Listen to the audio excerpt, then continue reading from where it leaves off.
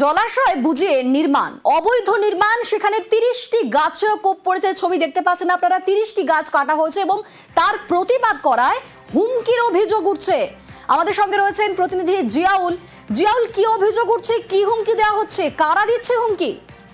দেখো, দত্তপুকুর 2 নম্বর গ্রাম পঞ্চায়েত 256 নম্বর পাড় এলাকায় সেখানে জলাশয় বুঝিয়ে সেখানে কংক্রিটের জঙ্গল নির্মাণ করা হচ্ছে এবং প্রায় 30টির বেশি গাছ সেখানে কাটা হয়েছে এবং এলাকার মানুষ যারা প্রতিবাদ করেছেন এবং এই নিয়ে যে গন্ডগোল হয়েছে ফলে প্রতিবাদ করায় তাদেরকে যারা এই ঘনিষ্ঠ শাসক দল ঘনিষ্ঠ ব্যবসায়ী তারাই কিন্তু এলাকায় জলাশয় ভরাট করে এবং গাছ কাটা হচ্ছিল এবং তারাই কিন্তু হুমকি দিচ্ছেন, প্রাণনাশের হুমকি দিচ্ছেন। কেন থানায় অভিযোগ দায়ের করা হয়েছে, কেন বিডিওর কাছে অভিযোগ দায়ের করা হয়েছে, এরকম একাধিক অভিযোগ তোলার জন্য কিন্তু হুমকি দেওয়া হচ্ছে। কিন্তু এলাকার মানুষের দাবি একমাত্র জলাশয়, সেই জলাশয় রাতে অন্ধকারে অবৈধভাবে ভরাট করা হচ্ছে। প্রশাসনকে জানিয়েছে, প্রশাসন পরবর্তীকালে বন্ধ করে দিলেও পরবর্তীকালে দেখা যায় সেই প্রশাসনকে আবার অনুমতি দিয়েছে, এমনটাই অভিযুক্তদের অভিযোগ। ফলে এ নিয়ে একটা চাঞ্চল্য সৃষ্টি হয়েছে 256 নম্বর বুথে দত্তপুকুর এলাকায়। অনিন্দিতা।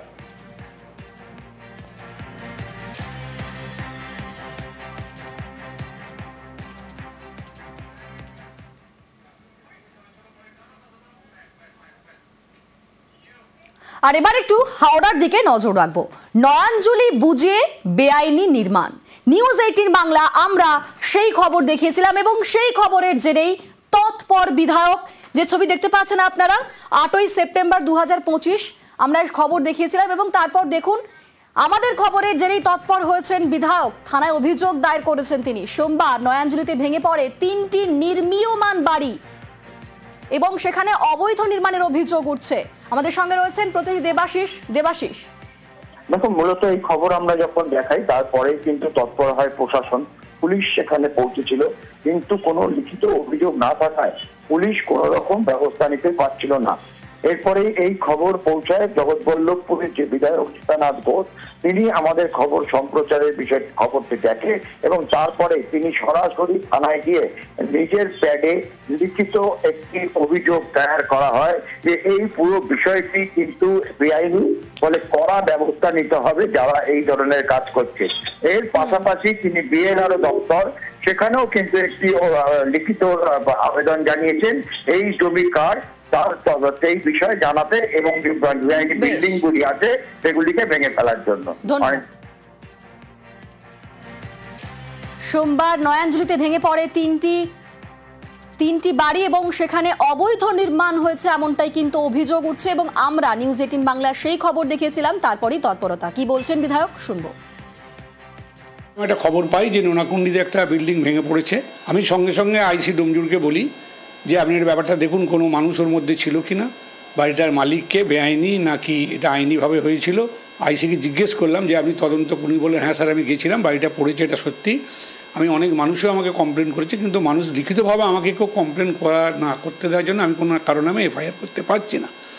তখন আমি বললাম ঠিক আছে, আমি লিখিত কমপ্লেন দিচ্ছি আপনাকে এবং আমি যে আপনাদের যে চ্যানেলে যে খবরটা বেরিয়েছে সেটাও আমি ওনাকে ভিডিও করে পাঠাই। তা উনি বললেন ঠিক আছে, আমি তদন্ত করে দেখছি এবং তদন্ত করে আইনানুগ নিশ্চিতভাবেই আমি ব্যবস্থা নেব। বেআইনি নির্মাণ যেখানে হবে নিশ্চিতভাবেই আমি বাধা দেব। আরামবাগে বস্তি উচ্ছেদ ঘিরে দ্বন্দ্ব, পুরসভার বর্তমান চেয়ারম্যানের সঙ্গে প্রাক্তনের দ্বন্দ্ব। পুরসভার নির্দেশে 6 নম্বর ওয়ার্ডে উচ্ছেদ পুনর্বাসন না করে উচ্ছেদের প্রতিবাদে স্থানীয়রা। পরিবারগুলির পাশে প্রাক্তন পুর চেয়ারম্যান স্বপন নন্দী। পুরসভার উচ্ছেদ নির্দেশ নিয়ে প্রশ্ন স্বপন নন্দী। সমীর ভান্ডারী একদম নেশায় এখন ভক্তিভব হয়ে গেছে, এখানে মদের বার করতে চাইছে। চেয়ারম্যান কিছু আমাদের আরামবাগে গুন্ডা পুষে রেখেছে, সেই গুন্ডারা আজকে এসে এখানে জায়গাটাকে ইল্লিগাল ভাবে ভাঙতে চেয়েছিল। এটা তো পৌরসভার জায়গা নয়, এটা পিডব্লিউডির জায়গা। যারা ভাঙতে এসছে বলেছে, পৌরসভার চেয়ারম্যান বলেছে, এটা কি করে হয় আমি বুঝিনি। এটা তো পিডব্লিউডির জায়গা। ব্যাপারটা নিয়ে দলের কাছে আমরা জানাবো, এগুলো তো কাম্য নয়। আরামবাগে বস্তি উচ্ছেদ ঘিরে দ্বন্দ্ব, উচ্ছেদ হওয়া পরিবারের পাশে প্রাক্তন পুর চেয়ারম্যান। সরকারি জায়গায় শেড তৈরির জন্য উচ্ছেদ জানান চেয়ারম্যান। বারবার নোটিশ দেওয়ারও দাবি পুর চেয়ারম্যানের। যেটুকুনি ভাঙা হয়েছে সেটা হেলিপ্যাডের জায়গা। 6 মাস আগে থেকে ওদের বলা হচ্ছিল যে এইখানটা আমাদের ঢোকার মূল পথ, এখান দিয়ে না ঢুকলে আমরা কাজ করতে পারছি না। সেই হিসেবে আমরা পাঠিয়েছিলাম, কিছু লোক বাধা দেয়, আমি ফিরে আসতে বলি। পৌরসভার উন্নয়নের স্বার্থে ওটা মানে আমার ওটা করতেই হবে।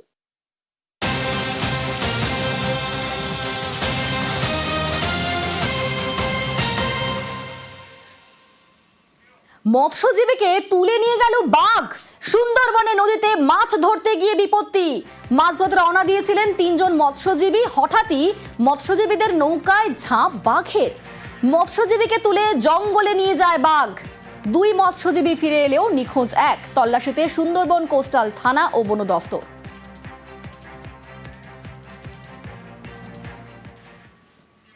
নদীবাঁধ ধসে তলিয়ে গেল জেটি, তলিয়ে গেল বেশ কয়েকটি দোকান। ডায়মন্ড হারবারের নূরপুরের ঘটনা। নূরপুরে আপাতত বন্ধ ফেরি সার্ভিস, চলছে মেরামতির কাজ। সম্প্রতি নদী বাঁধে ধাক্কা দেয় জাহাজ, তার জেরেই বাঁধে ধস বলে অনুমান।